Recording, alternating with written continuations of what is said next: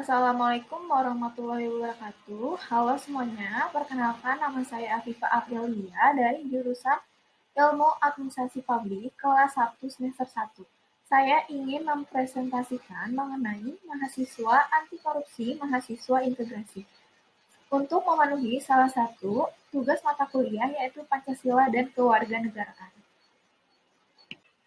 Sebelumnya, Pancasila adalah 5 dasar dari Negara Kesatuan Republik Indonesia. Pancasila adalah akal, pikiran, dan perilaku manusia Indonesia. Dalam kehidupan sehari-hari, masyarakat Indonesia perlu menanamkan nilai-nilai Pancasila yang tercermin dalam kesalehan individu, yaitu cerminan dari sila ke-1, dan kesalehan sosial cerminan dari sila ke-2, sila ke-3, sila ke-4, dan sila ke-5. Salah satu bentuk kesalehan sosial adalah adanya sikap anti korupsi dalam kehidupan sehari-hari di Indonesia. Sebelumnya, kita akan membahas latar belakang. Pemerintahan Indonesia telah berusaha keras untuk memerangi korupsi dengan berbagai cara. Peran aktif mahasiswa diharapkan lebih difokuskan pada upaya pencegahan korupsi dengan ikut membangun budaya anti korupsi di masyarakat.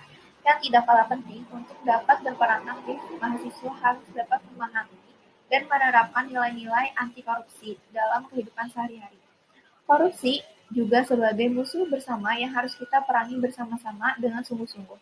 Korupsi juga akan berdampak buruk pada sistem perekonomian, sistem demokrasi, sistem politik, sistem hukum, sistem pemerintahan, dan tatanan sosial kemasyarakatan, dan dapat merendahkan martabat suatu bangsa dalam tata pergaulan internasional.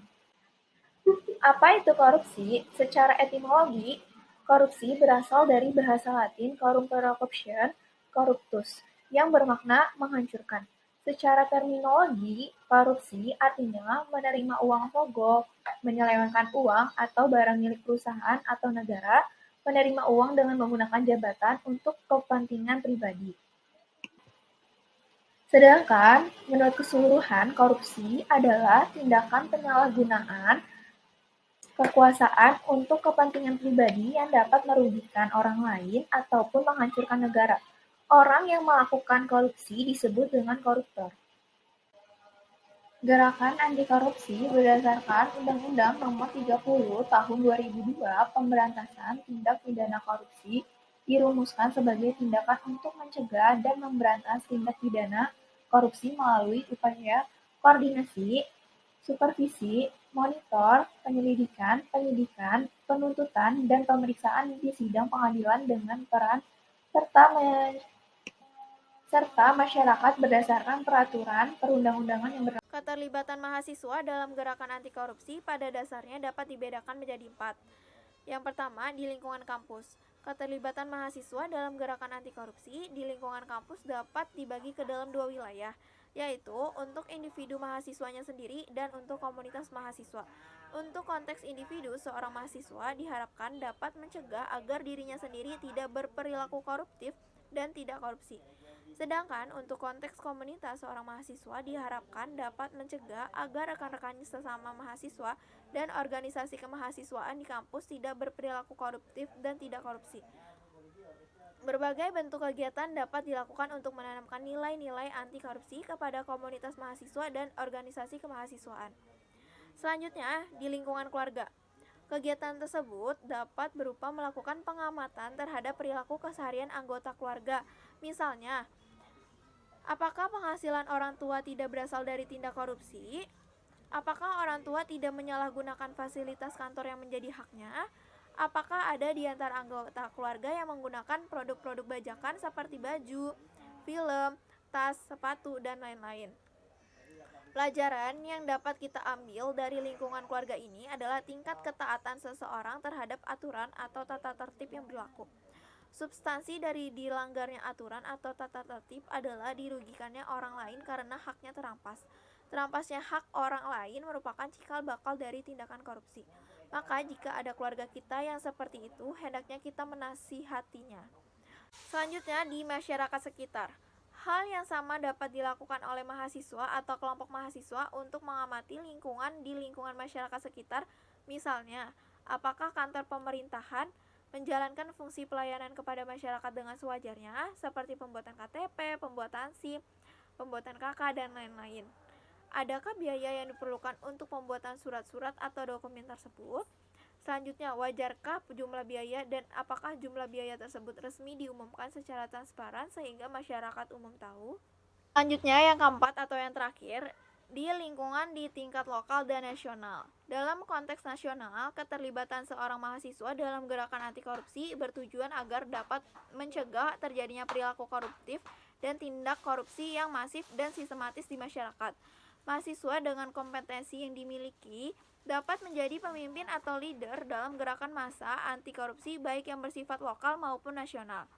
Berawal dari kegiatan-kegiatan yang terorganisir dari dalam kampus, mahasiswa dapat menyebarkan perilaku anti korupsi kepada masyarakat luas, dimulai dari masyarakat yang berada di sekitar kampus, kemudian akan meluas ke lingkup yang lebih luas.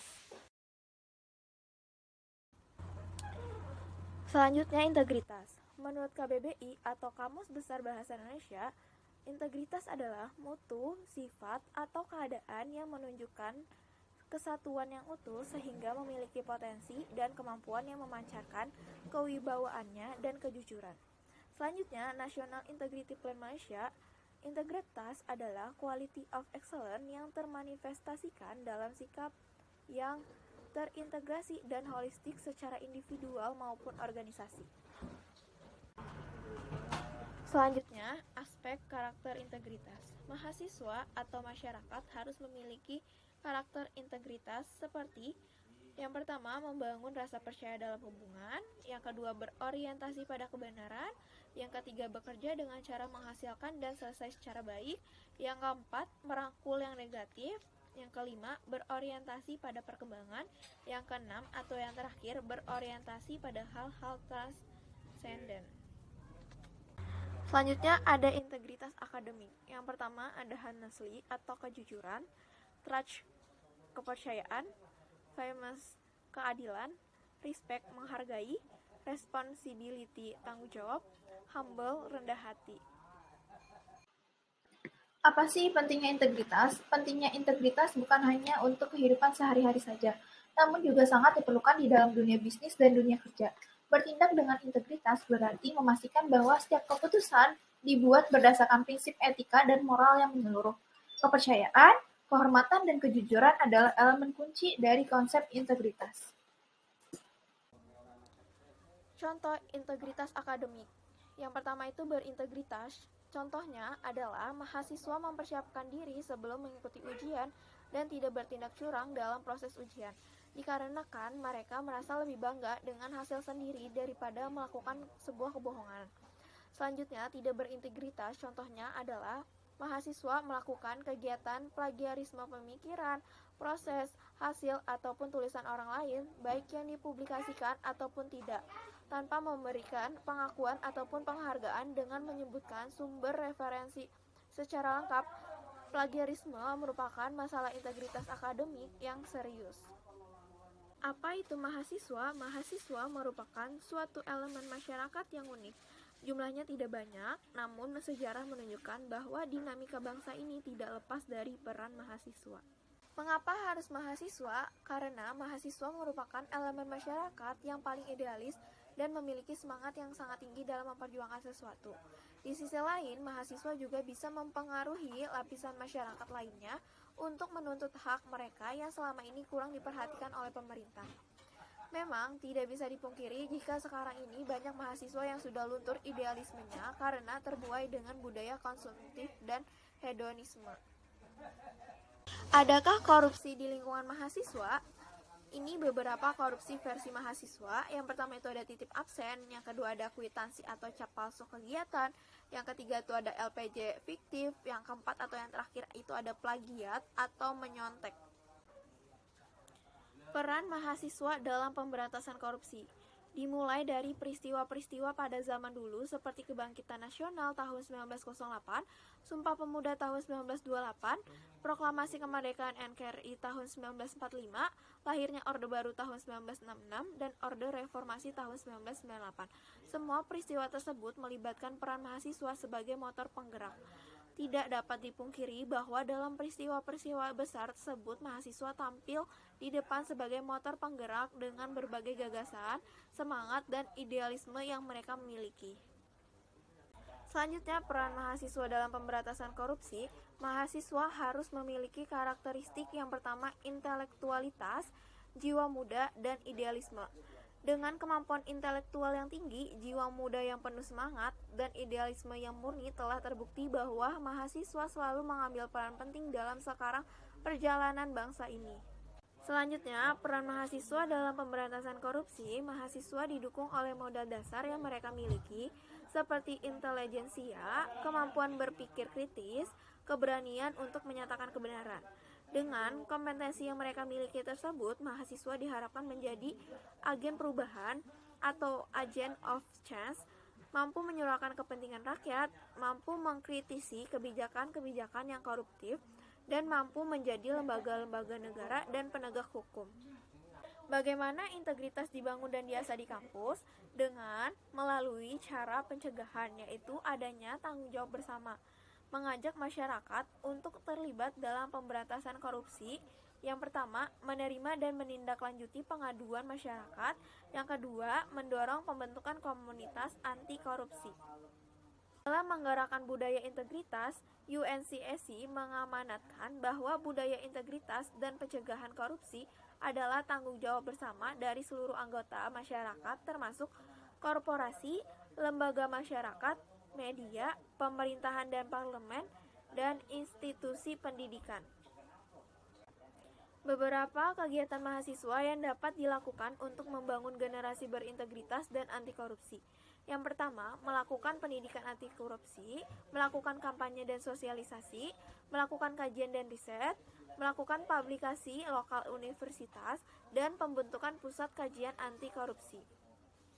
Agent of change atau agen perubahan. Kita sebagai mahasiswa atau pemuda harus menjadi agent of change atau agen perubahan dengan cara menjadi teladan antivirus, penyebar virus anti korupsi, kontrol sosial atau gerakan moral, atau pressure group. Sebagai pemuda, mari kita lestarikan jiwa anti korupsi karena salah satu tugas pemuda atau mahasiswa menentang adanya korupsi. Kesimpulan dari presentasi ini, mahasiswa diharapkan menjadi garda terdepan sebagai penggerak gerakan anti korupsi, mampu menjadi agent of change atau agen perubahan, mampu menyuarakan kepentingan rakyat, dan mampu mengkritisi kebijakan-kebijakan yang koruptif. Sekian presentasi pembahasan materi mahasiswa anti korupsi, mahasiswa berintegrasi dari saya. Kurang lebihnya mohon maaf. Wassalamualaikum warahmatullahi wabarakatuh.